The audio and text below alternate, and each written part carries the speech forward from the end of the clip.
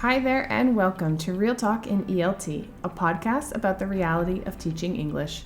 I'm your host, Kelly Pennington. Thank you for joining me today. Yeah, I'm ready to go. Yeah. Okay, cool. So, welcome back to another episode of Real Talk in ELT. We have Marcel Young here with me today. Hello, welcome. Hello. Let me introduce you properly, and then we can get started on the topic that we have today, which I think is quite interesting. So Marcel Young has been teaching children, teenagers, and adults from A1 to C2 levels at Cultura Inglesa São Paulo for over 12 years. Ooh, I have a friend that just started working there. We'll talk after. Okay. A Cambridge C2 proficiency certificate, CELTA, and ICELT holder, Marcel also works as a private teacher and speaking examiner and has been an in-house coach and mentor in various branches across São Paulo. Welcome. Oh, okay. Thank you. Thank you for having me, Kelly. Yes. Yeah. Yeah. Can I just say something? Sure. Okay, on the record, but completely off topic. I We're friends already because this is how it goes. I bumped into you after your presentation. I think at Brestizo, the Yes. Brestizo conference in São Paulo. Mhm.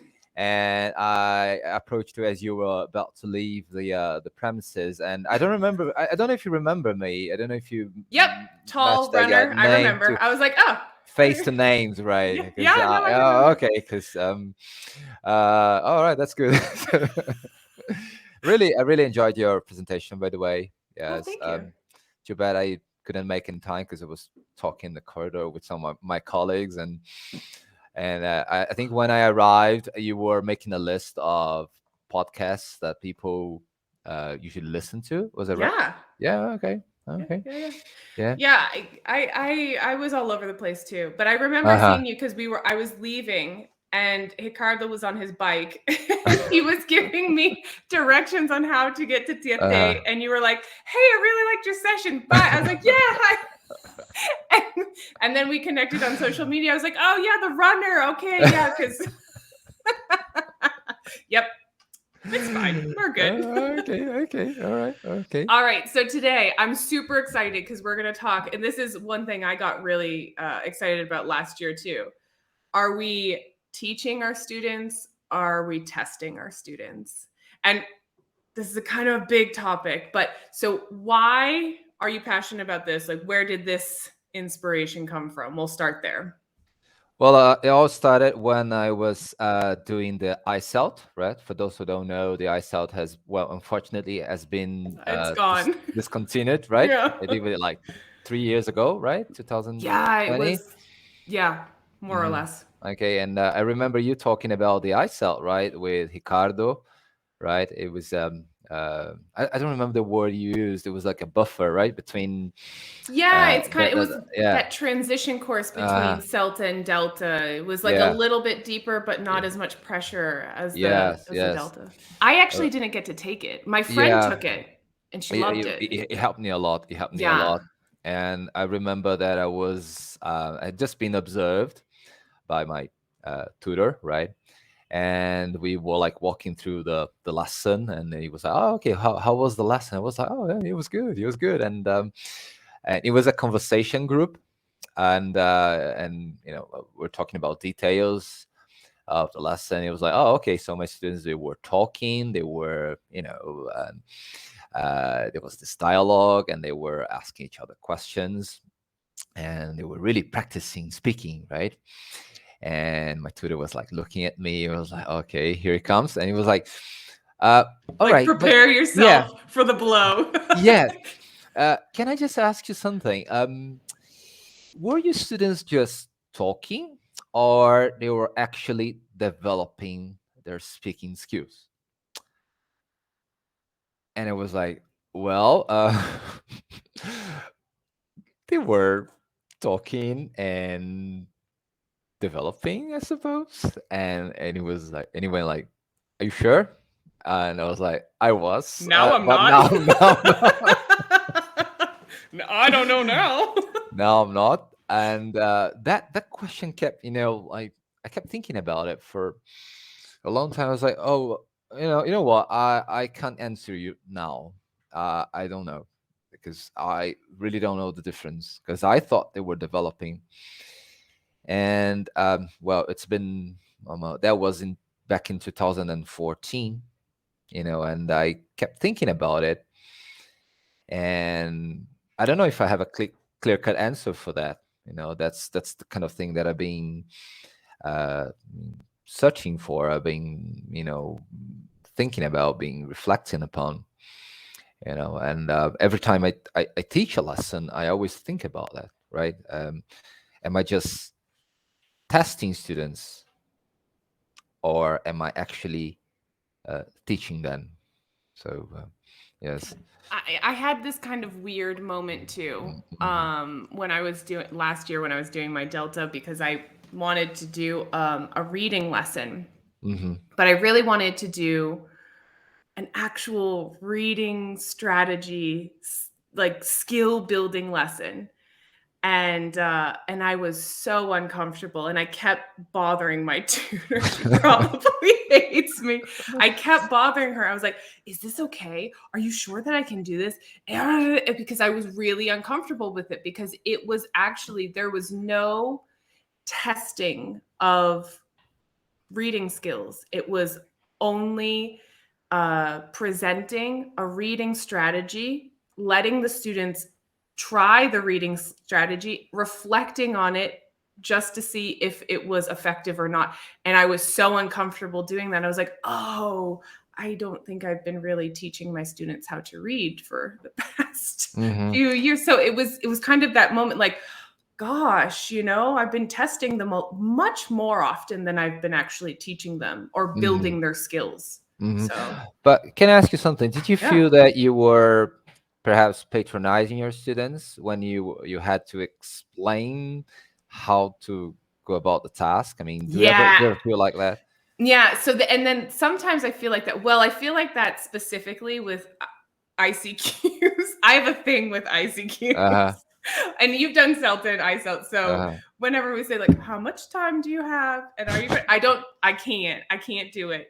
I always feel like that's extremely patronizing. Uh And huh. as we deal with adults, I mean, you deal with kids and teens too. Teens I treat as adults, but I don't want to be patronizing, because I feel like that is something that can happen. However, the way that I approach it is that from what I've read so far, and I haven't really dug super deep into this since, I mean, it's been like a year Hmm. or Hmm. more, year plus now, was that, from my understanding, people have these skills in their L1. Obviously, reading, speaking. I mean, we're dealing with literate adults at this Uh huh. point. Uh huh. However, sometimes those don't transfer automatically to L2. Like, they transfer and people know how to do it, but sometimes they don't apply the strategies that they already have from L1 to L2, if that makes sense. Yeah, and don't you think that they might wear the student's hat? I mean, when, for example, businessmen or lawyers, that when they enter the classroom, Mm, they become students, and yeah, they become kind of reliant on what the teacher tells them to do, right? right. I felt really bad a couple of months ago, because I was actually helping a student. She was about to see IELTS, right, for the first time, and well, she's very intelligent, very educated, professional, and well, we're working on listening strategies, right, and I kind of like took for granted, because I thought, okay, I don't really have to explain now. I don't even have to tell her. Well, perhaps I told her, but I don't have to like reinforce the importance of reading the instructions carefully, paying attention to keywords, and so on and so forth. And that's what she I think she got all, I don't know, perhaps like 5 or 6 questions wrong in the listening part, because she hadn't had written she hadn't read the instructions carefully, so she completely missed what she was supposed to do. You know. And it's weird, because we assume that, well, maybe it's I don't know, maybe it's our fault as teachers, that we have these assumptions that, well, they're adults and they're professionals and they're super capable at their jobs. So we just assume that they would know to do these things, but they're not. They're in the classroom for a reason. And so we have to guide them through these instructions. And after kind of doing that last year and seeing, my anxiety with giving this lesson that I was being assessed and everything else, I started integrating a lot of things in last year and in this year with my students. And it's actually kind of been a game changer in terms of I always make sure that they have every strategy that they would possibly want to apply to a task. And I always double check with them. Because if they're doing a task, then obviously we're testing them, like we're testing their ability. But I always check with them and say, okay, so what is this question asking for? And my students are good now. They're like, it's just keywords. I'm just listening for general information. I'm like, yeah, all right, go ahead. And I let them go. But it's like this reinforcing thing that they've gotten used to now. And I feel as if from my, anecdotal, just my teaching practice, that it's actually working well for them because they feel oriented to tasks now and they know what to do. Well, I just have to be really careful with my words now. I don't mean to generalize, but I have this feeling that students in Brazil, okay, I'm talking about Brazilians because I was born. Well, this is where we are. We live here. I have the feeling that, of course, there are exceptions, but Brazilians in general, they have a problem. They don't read instructions. We are not used to reading instructions. I mean, if you buy a product and we get a package, we just open and try to figure things out. We don't get instructions and read. I mean, there are exceptions, right? And I have the same feeling towards students. We have this kind of, I think I know what I have to do. I just look at the exercise. I think I know what I have to do.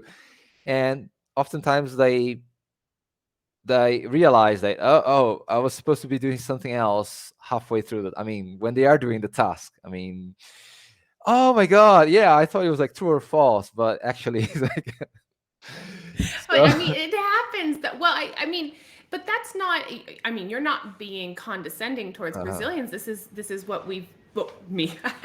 I love myself as a Brazilian now. This is what Brazilians grew up in public education or private education too. Like the education system has created this culture of people just kind of, here's the thing though, it's good and bad culturally that Brazilians are so willing to do things. I love Brazilians and the culture of like, yeah, let's do it and see what happens. Because it's really good. You're super entrepreneurial. People are not ashamed and not afraid to do things. I think, Brazilians in general are not afraid to be beginners. They're like, all right, yeah, let's do it. So it's a good thing, but it's also something that if you're teaching Brazilians, you have to be very aware of that these types of instructional things that happen, if we're trying to test them, we might have to teach them a little bit beforehand, especially when we're dealing with skills, because this is a tendency, not 100% of presents, but it is a tendency. But it can be used in a good way. It can be very positive. They're more than willing to just have conversation classes and jump in, and so they like to jump in. We just have to do it in a very guided way. So yes. And what do you think of? You're talking about reading strategies, right? What are the most common reading strategies that you always resort to? I mean, you always try to raise students' awareness of. Oh yeah, well, I mean, so we have the ones that are kind of common that we usually see in the things like skimming and scanning, reading for gist, reading for specific information. Then we also have predicting and inferring. And there's a list of them, and I can put it in the show notes. And so the one thing that I found was so helpful was this, hang on, and I actually, because I knew we were going to talk about this, I pulled it up here. It's called a Think Aloud protocol. Have you heard of this? I Think Aloud. No. It's okay. So I discovered this last year. I was like, ooh, I like this. So a Think Aloud or Thinking Aloud protocol, it's a method that was actually It was introduced at IBM. Okay. Years ago, and Okay. it had nothing to do with education. But what the whole idea of the Think Aloud protocol is that people are literally thinking aloud as they're doing things. And this can be a very collaborative task. And so we always think of reading as very silent and very like a quiet activity. And so what I did was I took this Think Aloud protocol, which has been, I mean, I'm not revolutionary here. This has been used in education. It just originated in tech. And I implemented it in a reading class. And it looked like this. There was a question and there was a text, and I modeled it for my student. I said, well, okay, so the question is, and I was out loud, the whole book. So you're thinking out loud, meaning I'm reading the question. I read the question. Okay, so I need to find well, okay, so that is related to appearance. So then I'm going to look here, and it's an article. So I'm going to find this picture. And I was just, as I was doing something, I was just talking about my mental process of what was going on. And then I finished it, and I asked the students, I said, so what do you think? And they said, oh, you did it a little differently than I would. Oh, okay, cool. Okay, so then how would you do it? And so then their task went off into breakout rooms. They had questions, they had readings, and they did one person would do a question, and then their partner would do a question, but they would do the Think Aloud protocol to see how people were arriving at the answers. How exactly are you doing this? It's very like metacognitive. And what happened was people were using different reading strategies. And they were talking about the reading strategies that they would use. And then at the end of the class, we checked the answers and everything. We saw what was successful and what wasn't successful. And then at the end of the class, we had discussion and said, okay, so what reading strategies are successful for this type of question? What reading strategies are successful for this type of question? Okay, so next class, we're going to do reading. We're not going to do Think Aloud protocol. We're just going to do reading. And you're going to try and apply all of these different strategies and see what works and see what doesn't. Yeah. It was awesome. I love the idea. I love the idea. And I'm just thinking about my students, and I think I would get some like a teacher, I don't know how I got the answer. I have to think it. I have to think about it, because I just got the answer. I don't know, how I managed to get there. Right. And I think that's a learning to learn kind of moment, right? Because it's so instinct for some of them. They just, okay, I read a text and okay, this is the end. All right. So, but if you ask them to walk through the process, they I don't know.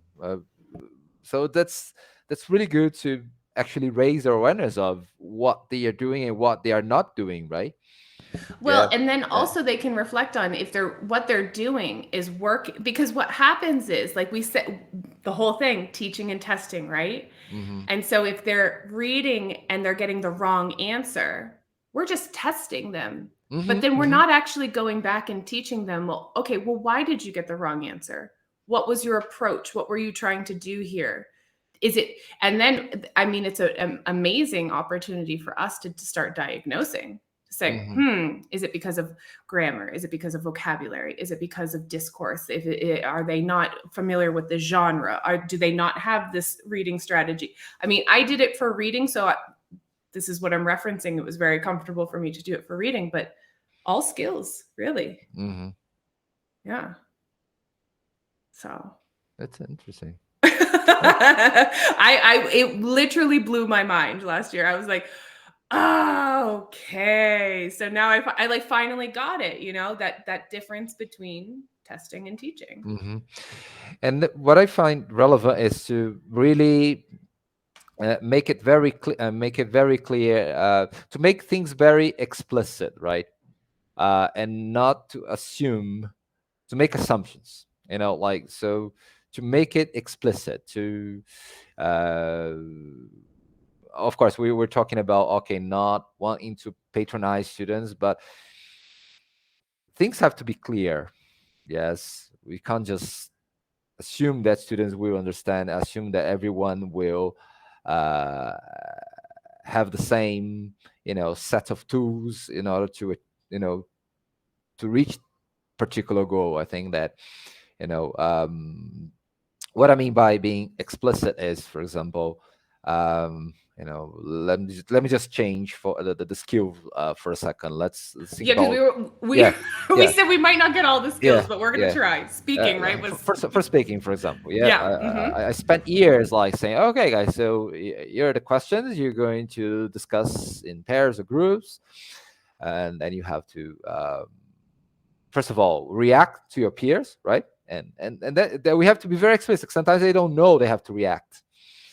During my presentation at Brusties, I was giving some examples of students that, student A asked student B a question, and students B, and it is closely related to something that you posted recently, that student A asked student B a question, and student B is like, okay, and is not really paying attention to the question.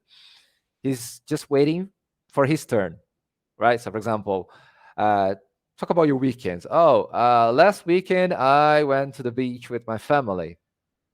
And then student B like, oh, last weekend I went to the cinema. And it was like, oh, but you guys are not But interacting. I mean, that's not a this is not a conversation, right? conversation. So you you first have to react. Right. And how can you react? And then there's awkward silence. Okay, teacher, we can ask a question. Okay, but it'll be awkward if you always react by asking. I mean, okay, what are the other ways you can, how can you react to your peer? Oh, you can, I don't know, use back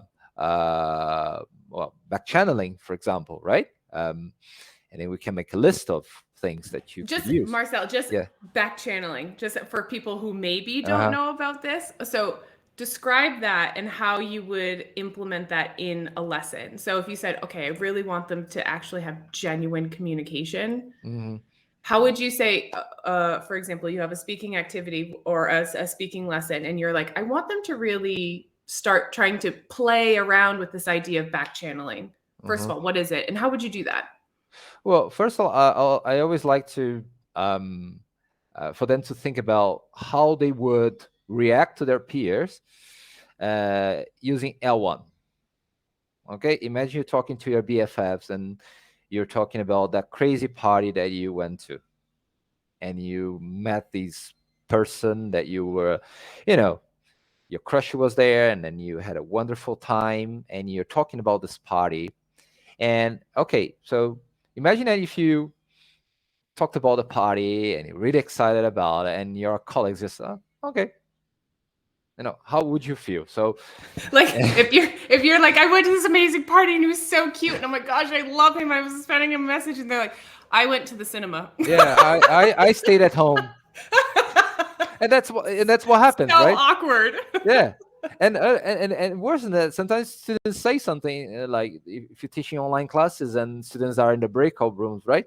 And someone says something. It happened to me this morning. Someone says something and nobody says anything. And it's so, it's so frustrating. And it's like those cringy moments, and you're like, yeah. God, like. And I was there in the room. I was like, okay, I'll have to, interfere. Okay, guys, can anybody say something, please? So because moments of, well, here, just a side note, moments of silence are actually good. I usually, it's when people think, oh, students are not engaged because they're not speaking, I usually think, well, my most engaged moments of some of my lessons and when students are quiet, but it's at appropriate times. Like if they're doing something, they're focused on something. But if they're not engaging in kind of a natural communicative event, then that's when you have to intervene and say, okay, well, this is not so natural, so how could we kind of overcome that awkward, cringy silence? So silence is not always necessarily bad, but especially in this situation, they're having the conversation. It's like, no, it's not. I mean, guys, react to each other. Yeah, but we do need to think, right? Right. We do need to think, and yeah, silence is okay, but I think that the when you I think those long pauses they're kind of, and then we have to teach them how to fill in the gaps, right? How to, okay, what can we say, and oh, that's an interesting story, while you're thinking about what you're going to say, right? Or that whole idea of like buying time, like the what, Yeah, because we're buying time, we're trying to order our thoughts. This is a natural thing that we do. And so we have to give them the tools to be able to do that. So it doesn't turn into this very uncomfortable exchange of silence and yeah, back yeah, and yeah. forth, right? Yes, I like telling Susie. Imagine you're on a date, right? And Oh then God, no pressure, right? you have to keep the wheels spinning. I mean, you can't. I mean, uh, think on your feet. I mean, Exactly. You can't, because if you let that conversation die, the interest is gone. There is no love connection. yeah, No that's match. it. Like that's it. That's it. And it's you're asking me about back channeling. I actually make a list with my. I'm thinking about one of the teenage groups that I have, um, and we actually make a list of ways they could react to their colleagues. For example, I don't know, cool, really, oh, that's awesome, oh, shut up, oh, that's lit, that's dope. I mean, we made a list, and I had them, I got them to copy the whatever, take a picture of it, and whenever they interact with their peers, they, it's so cute because I always see them like, checking their lessons. So, oh, that's lovely. Or They're so cute. I do this too. yeah, I do the same thing. It's yeah, wonderful. Yeah. yes, and then okay, reacting to their peers and asking follow-up questions, right? And and these has to be taught, and that has to be, you know um prioritize this. I mean, is for me, that's as important as teaching grammar, as teaching, you know um we have to explicitly um, guide them how to go about by step in a conversation. Because these are not natural things that come up, Yeah. right? These are, I see this a lot with my students too. Like I do very similar, but I deal with mostly adults and business English type of stuff. But um, whenever they say, "Oh God, Kelly, I have to give a presentation," I'm like, "All right, here we go," and lovely. They do the presentation lovely. They can, explain it. We go over some points and stuff, better ways, different ways to say things, a little bit more effective or efficient and reduce the time. And they never transition. Now, I know these people in Portuguese too. I've seen them perform in Portuguese as well. And so I know that they have these beautiful natural transitions and they can really kind of sound super eloquent as they're going from one topic to the next.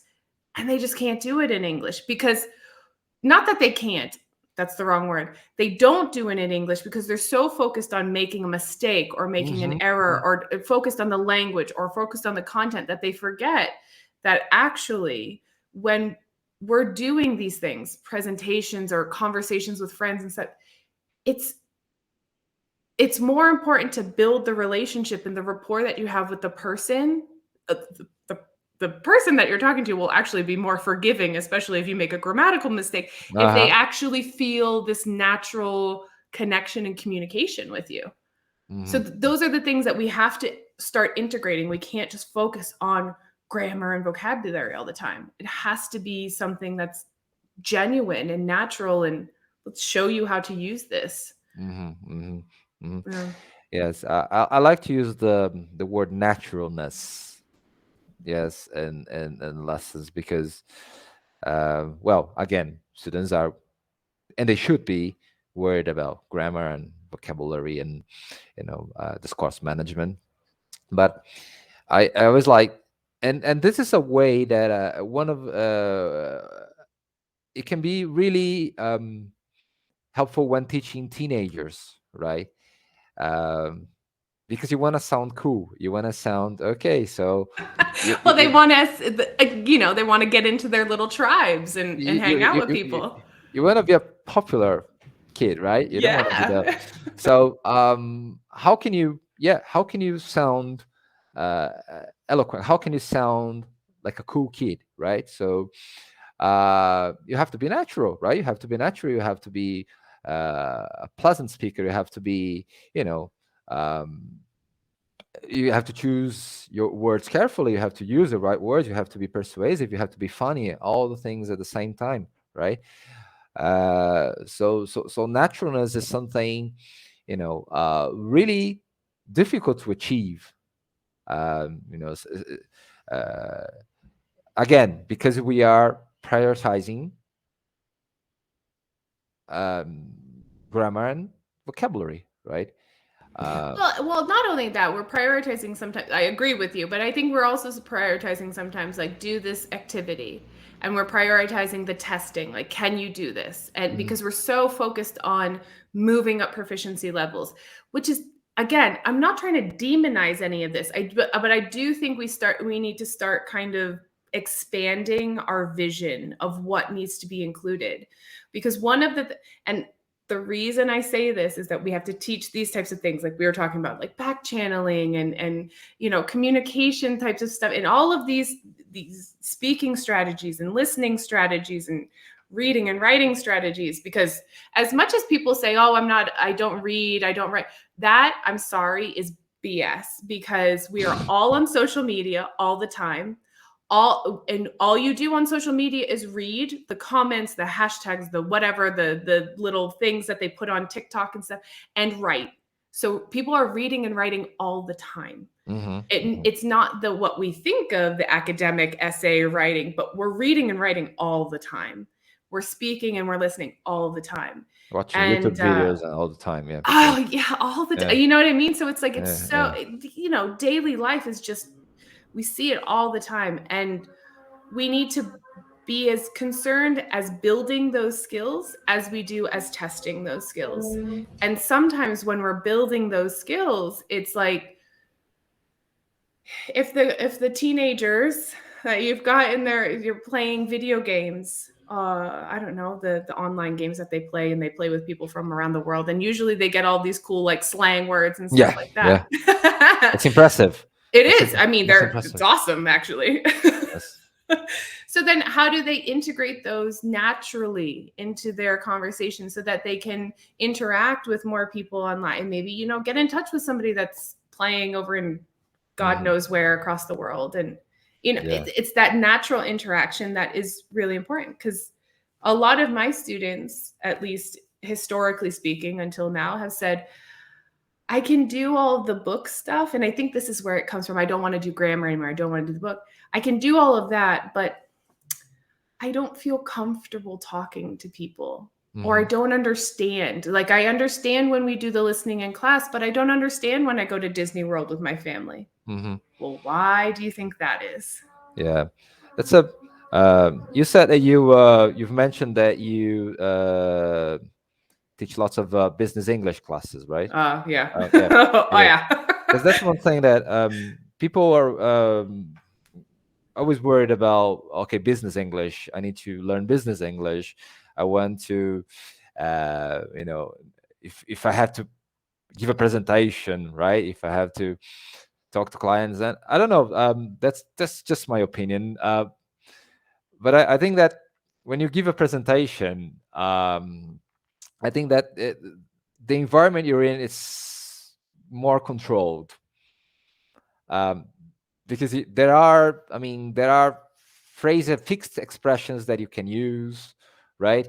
Absolutely. How to begin a presentation, how to Yeah. conclude, and or you negotiating, something over the phone. There are some expressions, some prefabricated expressions that you can Yeah. always resort to, right? Uh, But but that's not business English, just so we can make that clear. uh, That's not actually business. That's but what? ceremony. But what? No, but the question, what is Right. business English? That's a good question, because from my experience, and this is my perspective, I might get canceled for saying this. Business English doesn't really exist. I mean, there's terminology and technical terms that are specific to certain industries. Okay, but that happens wherever you go. There's also terminology and specific language that's specific to cultural groups and things like that. Business English, for some reason, people think that's super formal, and actually that is a rarity. It's most of the time getting things done in the most efficient way possible.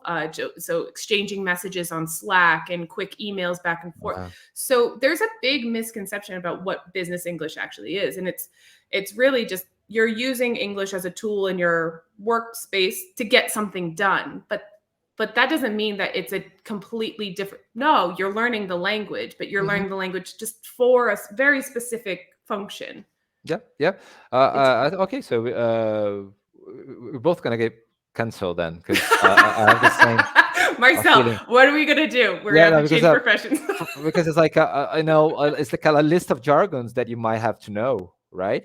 And every time someone comes to me, oh, Marcel, I want to practice business English. I say, okay, but all right. Imagine you're talking to clients. You're having lunch with your clients. All right. Okay, coming from London, they're coming from Boston, whatever. What do you think you're gonna talk about? I mean, do you really think they want to talk shop while you're having lunch in Brazil? Nope. They're going to ask you, what is this meat? I don't understand. What do they season it with? Because this happens all the time. They go out and they want to know about the politics here. They're like, what is that? My husband had the perfect example. So my husband is a farrier. I don't know. Random. Farrier. He's a blacksmith. He's a blacksmith farrier.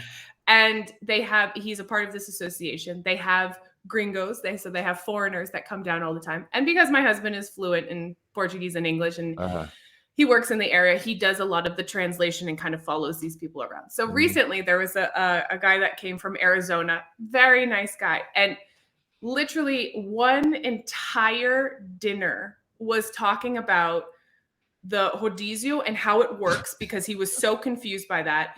And he had to get something from a pharmacy or something. So that my husband had just ordered it and had it delivered to the restaurant where they were. It was like the hotel restaurant. So it was in the hotel. And the guy was like, what is that? And he's like, it's a motoboy. He's like, what is a motoboy? Like, he was so confused.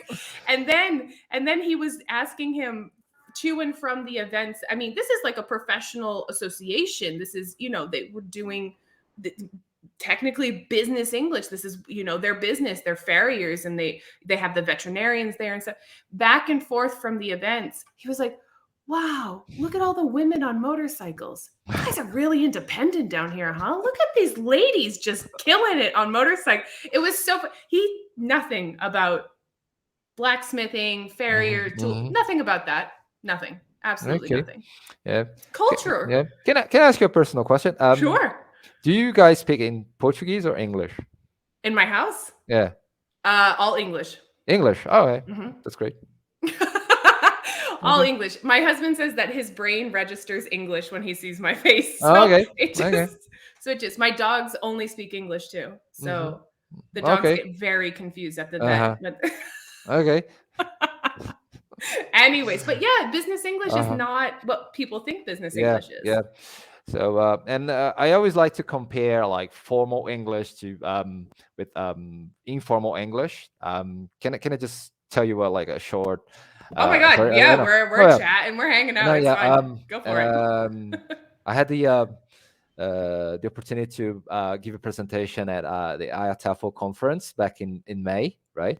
Oh, so, were you in Belfast? Yeah, too? I was in Belfast, no, and I'm a little jealous. I was in Belfast, and I was having a drink at a hotel bar, right? And then I went to Well, wait, hang on. What were you drinking? What were you drinking? I was drinking beer. But what beer?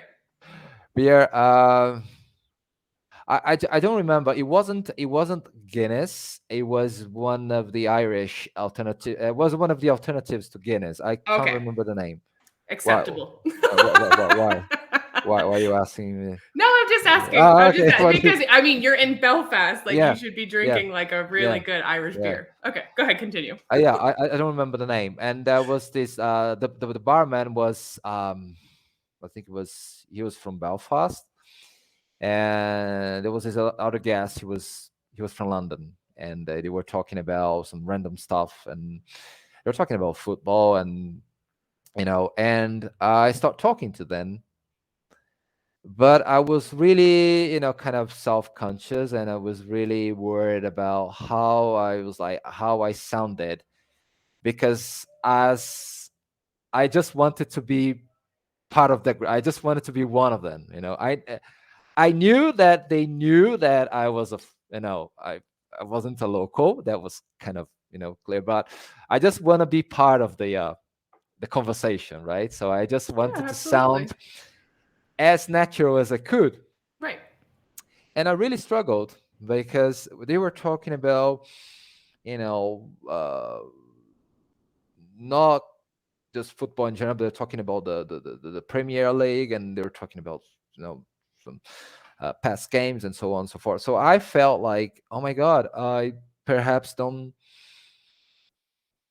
Not that I don't have the vocabulary, but I okay, I might miss. I might not know some of the slang they use to talk about that particular topic, but I didn't feel natural. But not because.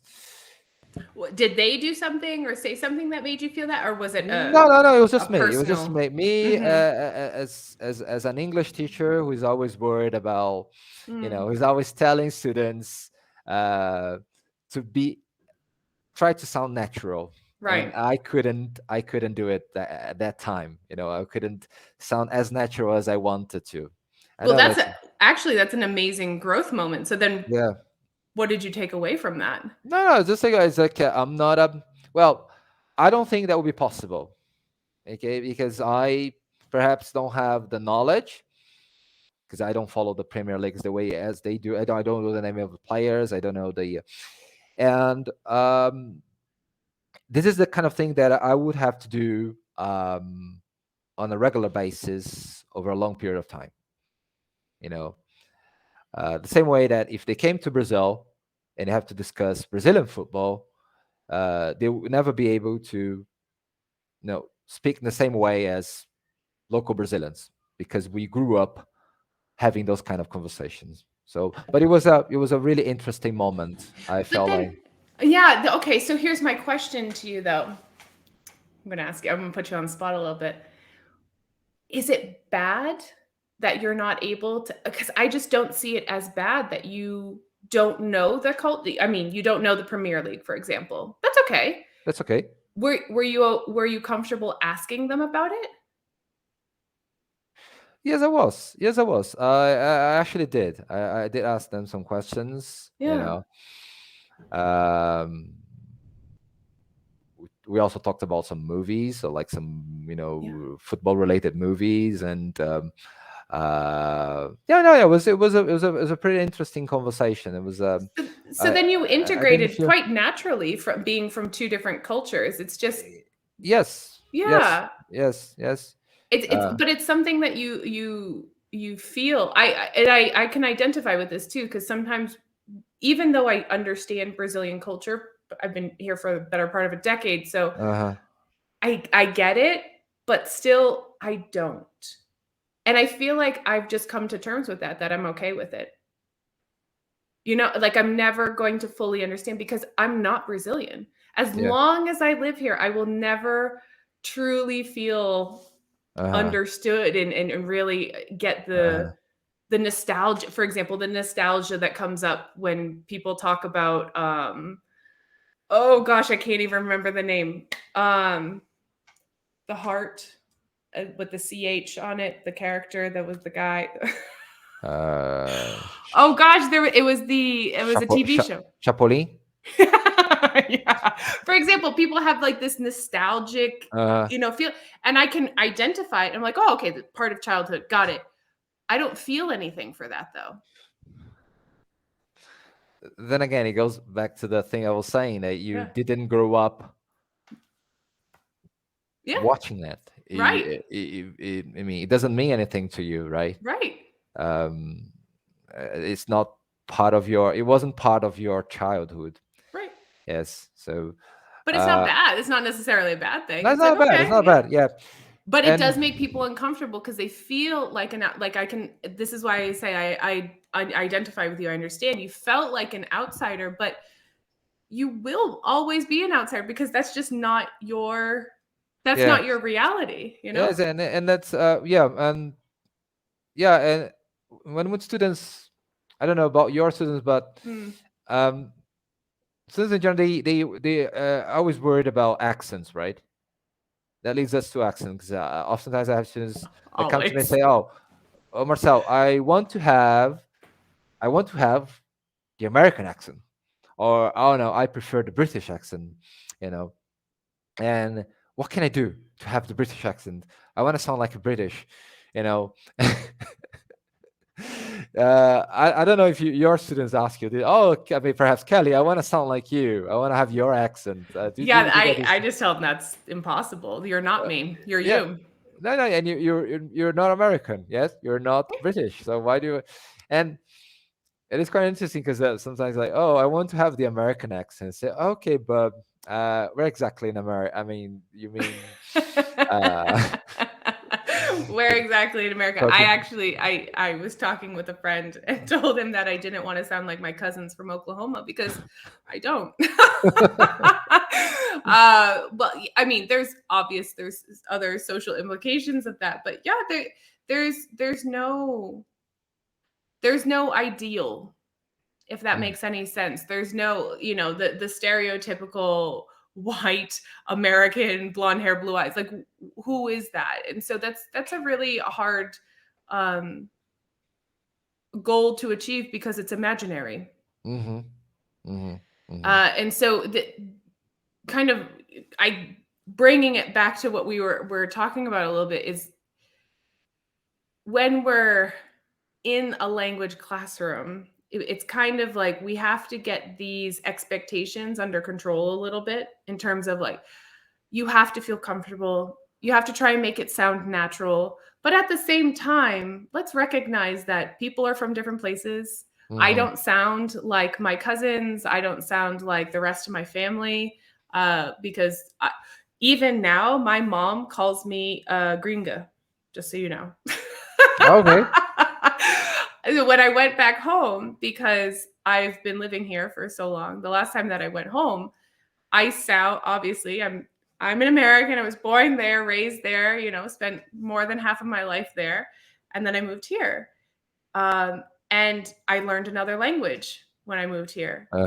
And that language has influenced me and the culture has influenced me. So when I go back home, sometimes my intonation pattern mimics more Brazilian Portuguese than it does American English, whatever standard that is. And my mom said, why did you say it like that? And I was like, oh, because I'm just, emphasizing. And so I've changed. And so then no one in my family will ever sound like me because nobody has ever had that experience of moving abroad. So do you see what I'm saying? So we have to kind of, let's teach them. Obviously, we need to test the skills, but let's teach them the skills to feel natural, to feel comfortable, to be able to interact in a really quality way, but then at the same time, also raise their awareness that yeah you're never going to sound like anybody else. Yes. Well, and going back to the, teaching speaking skills. Yes, there was something that just come to mind now. This is what happens podcasting. It's yes. Let's go down another rabbit hole.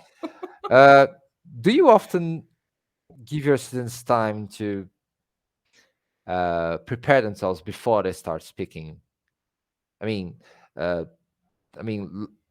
we have like pre-reading, right? Pre-listening tasks. Do you provide students with pre-speaking tasks of any sort?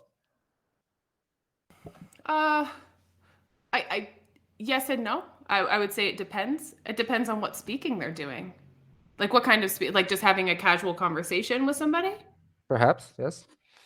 Casual conversations, I don't know that I would in terms of there's always like an orientation to the task in terms of if they need some sort of language to be able to Uh-huh. properly, Uh-huh. engage in the task. But if they need to speak for extended periods of time Mm-hmm. with certain objectives, then usually I do give them speaking time. If it's more that I want them to engage in kind of a quality conversation that it's focused more on engaging with the person that you're talking to, then maybe not, because it's a little bit more natural. I think it would just kind of depend on Mm-hmm. what I was doing, I Mm-hmm. guess. That's Mm-hmm. not really a great answer, but I would have to. No, that's a really good answer. does Yeah. that make sense? It kind of depends. There's a lot of different speaking Uh-huh. tasks, right? Like Mm-hmm. we speak Mm-hmm. for different reasons. So Mm-hmm. do Now, you do you usually give them time? no, that's one thing that I've been, kind of experimenting with Mm, over the past few years. Since I start examining IELTS, mm, for example, there is in the speaking part of IELTS and part two, there is they actually have to perform like a monologue. They have to speak for right. 2 minutes uninterrupted. Yeah. Mm-hmm. But before they start speaking, they have 1 minute to. They are literally given a piece of paper and a pencil. They have 1 minute to prepare. So they Mm-hmm. can do whatever they want. They can draw. They can make a mind map or write some keywords they want to use, or they just Mm-hmm. organize their ideas. But they have 1 minute to prepare before they start talking. Right. And I've been using that kind of model in my classes. So instead of like always throwing them under the bus, say, okay, guys, this is the question. You're gonna be in pairs. And go. Uh, go. And then we kind like get, but why aren't they talking? Because they're actually thinking, right? Right. And oftentimes they don't know what to say. Right. Um, Well, and it's quite unnatural. I mean, if we kind of step back from it a little bit, if we look at speaking, like for example, we've been sitting here and talking for almost an hour. uh, Shockingly, it's been almost an hour. oh It my goes, god. but yeah, I know, really, it goes fast. So, And but we. how long was supposed to last? I'm sorry. I don't care. I do whatever I want. It's my Okay, podcast. okay. No, but so for example, we started the conversation, and look, our conversation has gone down many, roads, and we've kind of gone back and come back to this and gone in different directions. And my But apologies for that. I'm really sorry. no, I absolutely love it. I I lose love. focus. but that's a natural conversation. Is that we do lose focus and we go in one direction, we come back, and so speaking tasks in class are actually quite unnatural because it's not. I would never go to my friend's house, knock on the door, and be like, "Hey, babe, how are you? Okay, so I've got these 3 questions, and we're going to talk about it for 5 minutes, okay?" And my friend would look at me and be like, "Are you absolutely nuts?" And be like, "Get the coffee, get ready. We've got questions to answer." That doesn't happen naturally. Uh-huh. So the whole exchange in class is quite unnatural. So I imagine that to get into a topic, the students probably would need some thinking time because there's in a natural conversation, there's that lead in time where we start to get into other topics. So I think it's actually quite a great thing to do is to give them thinking time because students need to think. That's fine. Mhm. But yeah, again, it's just not, it's not supernatural in class. So I think that's why we have to, where we wouldn't need thinking time in a conversation, we probably need to provide thinking time in the classroom because there hasn't been a lead up to that specific. We've done tasks or activities, Mhm. but it's not really a flow, if that makes Mhm. sense. Mhm. Mhm. Mhm. Yes. Yeah. No, no, it's just something that I've been trying to implement. Not all the time, right? Right. Not all the time, but Have you been successful with it? I mean, with its action research, how has it been in classes with your students? well, I mean, if we take into account the fact that we want them to use some like of the target language, right? I mean, I think that's the moment where they can really like brainstorm, right? Um, First to organize their ideas.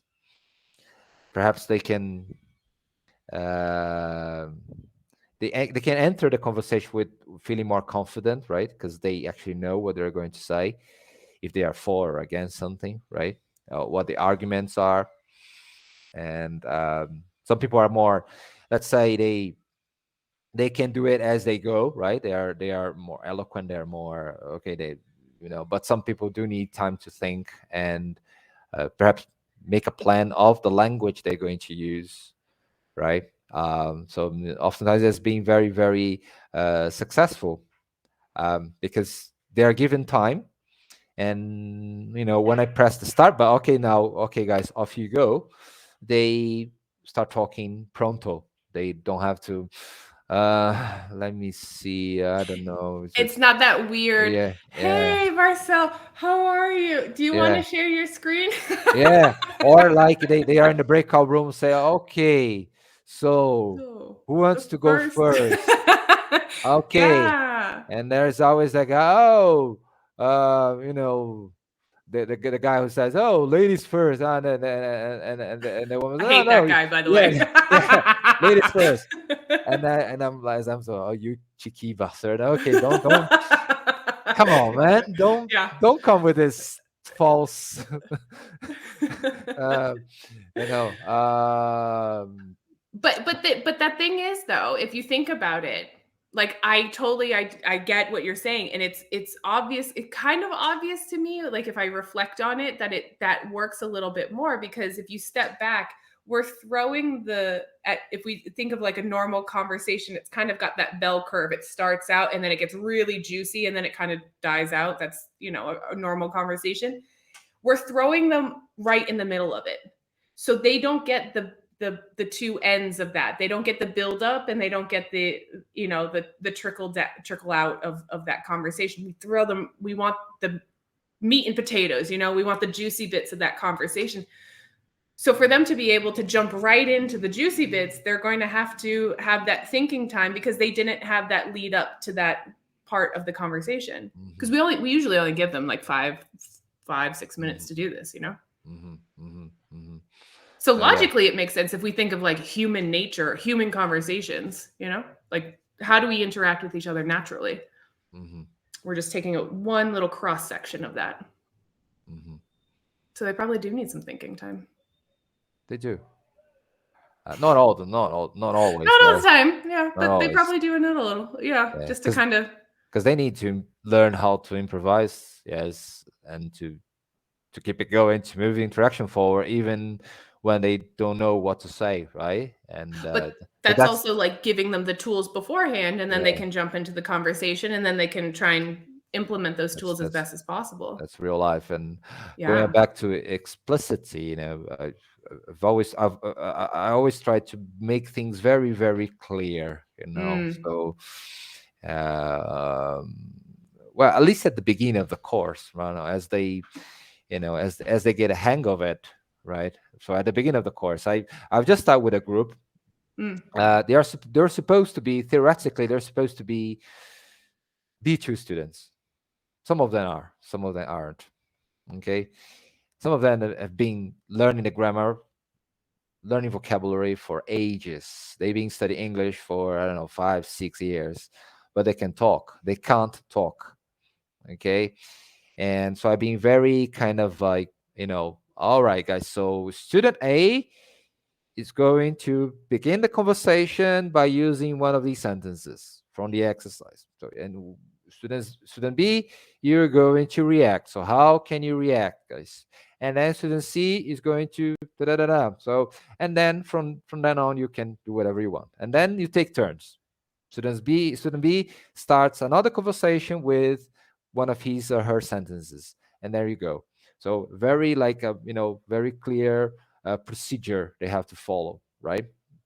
And yeah, so I'm basically trying to teach them how to interact, and someone might, you can also be argued that, oh, but they should know that, because again, these students that I'm talking about now, they are adults, so they should know how to interact.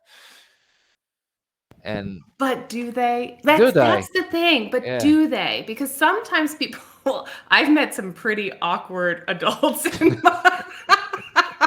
my life that don't know how to interact with one another.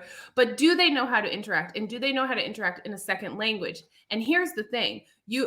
I'm assuming you're talking about either your private students or the ones that you're teaching at Cultura. So how often are they actually interacting the way that you're doing in class outside of class?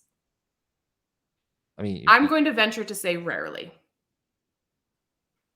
Because I don't think they have that. How often do your my students? I mean, if they're working in the companies and they have to use English sometimes, but going to a barbecue and hanging out with people and just speaking English, how frequently do you think your students do that? yeah, yeah, I'm glad that you mentioned barbecue, because the last barbecue that I went to, something that I pay attention. I don't know. People people don't know how to. I mean, first and foremost, people don't ask you questions. I mean, they do, but only when they, okay, so yeah, Kelly, how's it going? Oh, how's your husband? How was work? And that's it. But after like an hour or two, uh, people have. I mean, people few people know how to really start different conversations over a period of time. It's hard. It's Because they hard to keep things going. yes. So and it's a basic skill, right? They all should know that. Theoretically. Yeah. And I'm not saying I'm a great conversationalist or anything, but No, I but try to transfer that kind of skill that I've learned over the mhm. years, right?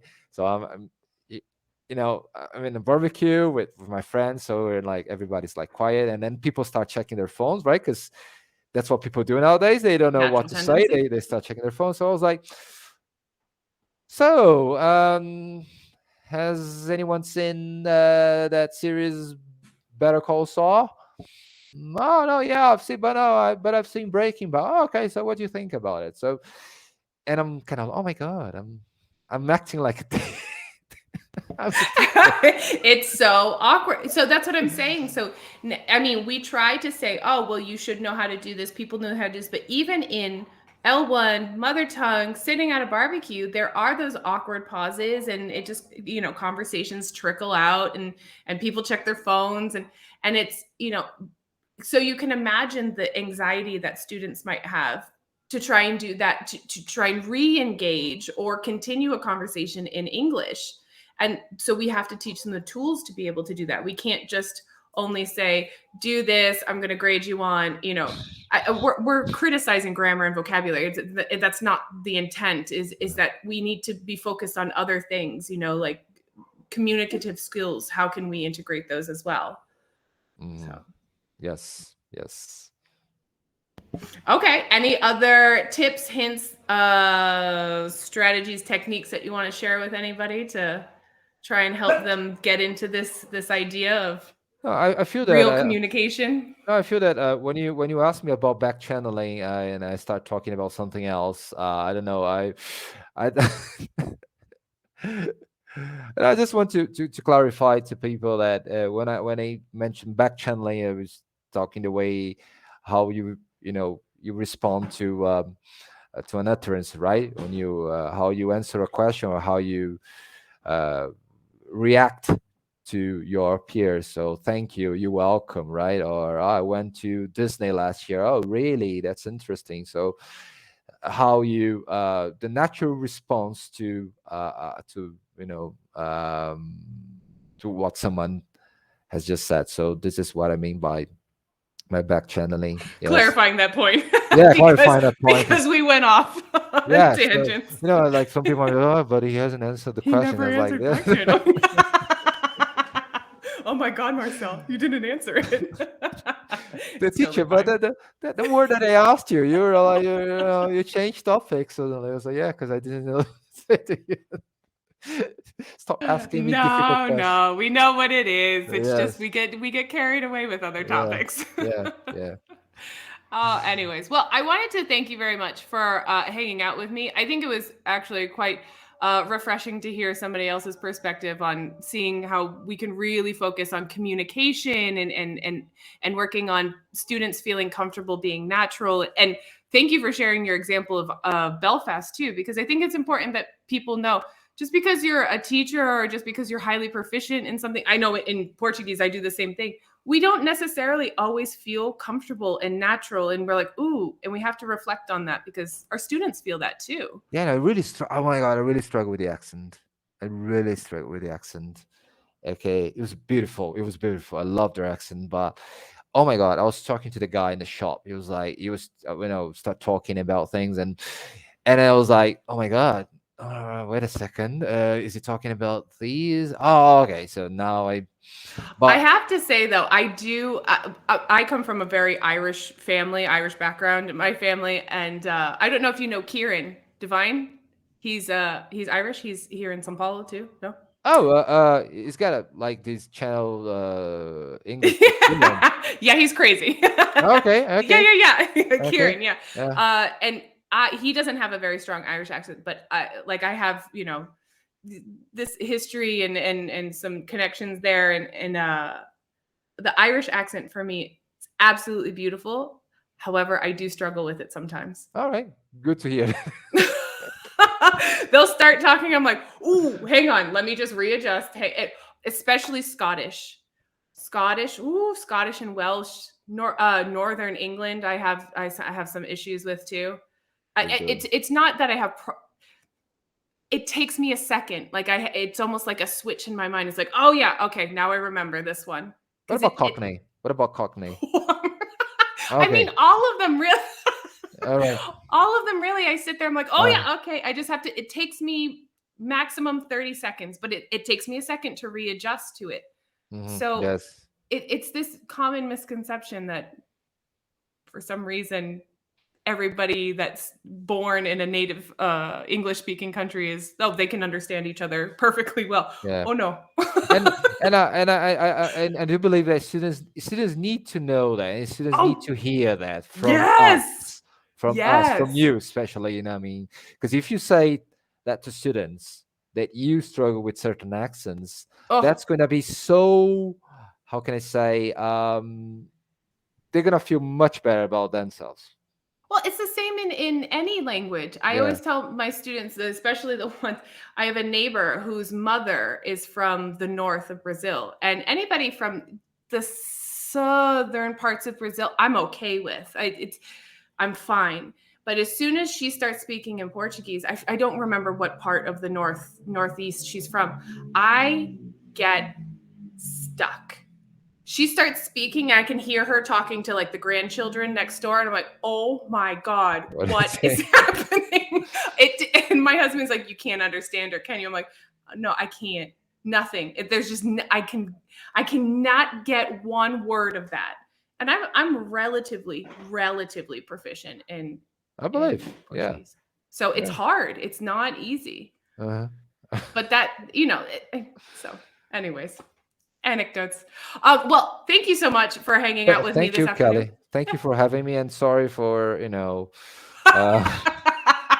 kind of yes. This is what happens. People get so worried about time. For digressing and getting distracted and talking about other, We're teachers. We like to talk. Yes. But you're welcome back any other time. And I would love for you to share more experiences, and especially action research, things that you're doing in your classroom. I'd love to hear about it. Okay. Yes. Yeah. So anytime you want to come back, you're free to Kelly. Thank you. Ready to join the conversation? Head on over to Instagram at Real Talk and ELT Pod, or at Kelly Pennington ELT, and send me a message. That's it for me. Take care of yourself, your health, your vibe, and your tribe. Until next time.